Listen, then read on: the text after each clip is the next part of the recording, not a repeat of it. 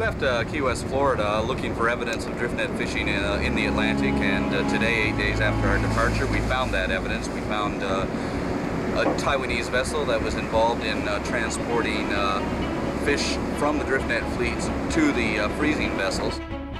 We approached that vessel in order to investigate its activity, and obviously the captain of the vessel had orders to intimidate us. As we were coming alongside, he turned into us. We fell back and came back in an effort to prove to him that we were not intimidated.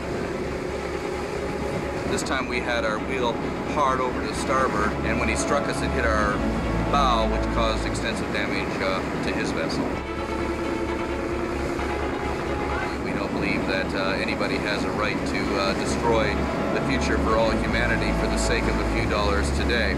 All these people are motivated by is greed. They're not, they have no concern for the future of humanity and no concern for the survival of the oceans. And that's the battle that we're fighting out here.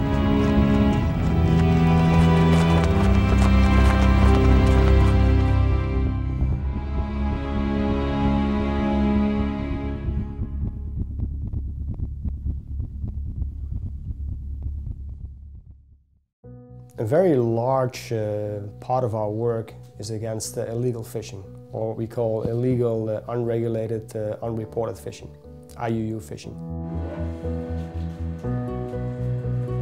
Illegal fishing around the world is one of the biggest problems, if not the biggest problem of the oceans these days. Sea Shepherd's had campaigns against illegal fishing for decades, opposing the drift nets and the use of the drift nets in the North Atlantic and the Caribbean. Blow that horn.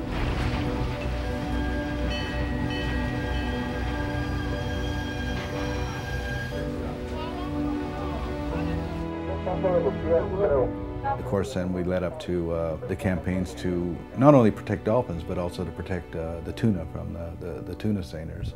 And our efforts in the Galapagos since 2000 have been against illegal fishing.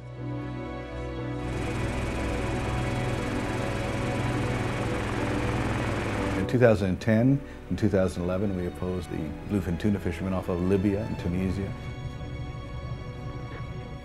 2010, we found one illegal operation, and we cut the nets and released 800 bluefin tuna. Ended up in court, but we won the court cases over that.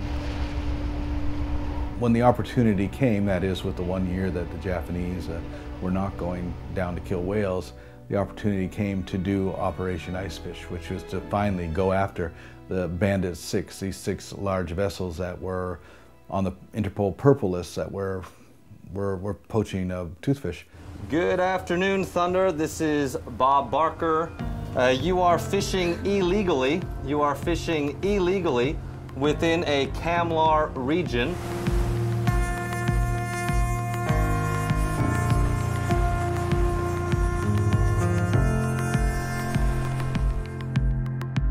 Captain Siddharth Chakravarti and I came up with a plan that was so simple that it had never been tried before.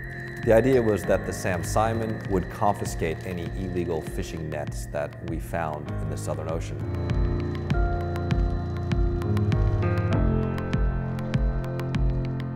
Meanwhile, the Bob Barker was going to follow a poaching vessel for however long it took until the authorities took over the arrest.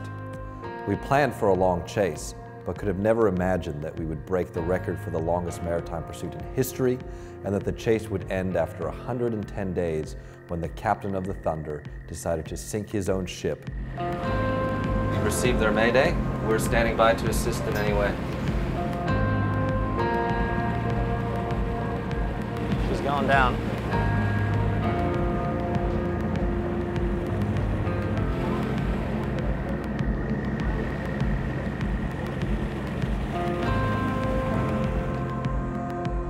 What he didn't expect was that after abandoning his vessel, that 3 Sea Shepherd crew members would board that ship, would secure the evidence on board, confiscating computers, mobile phones, nautical charts, and even a toothfish.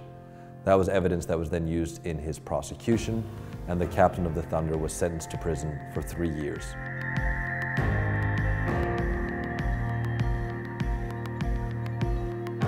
When 15 to 40% of the global catch of fish is caught by illegal, unreported, and unregulated fishing operators, and when 90% of the global catch of fish is caught within the jurisdiction of some state, then Sea Shepherd has to be working together with governments that lack the economic resources to adequately monitor, control, and surveil their waters.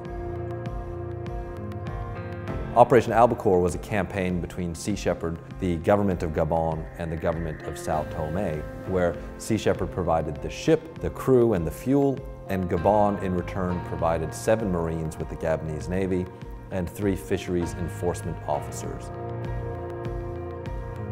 In 5 months of patrolling, Operation Albacore led to the boarding and inspection of over 50 legal fishing vessels operating in Gabon, and also the arrest of 4 IUU vessels.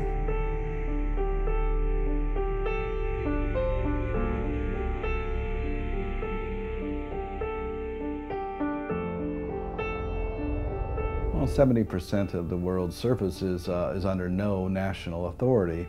Therefore, there's a lot of lawlessness going on. Over 40% of the fish sold in restaurants and markets has been caught illegally.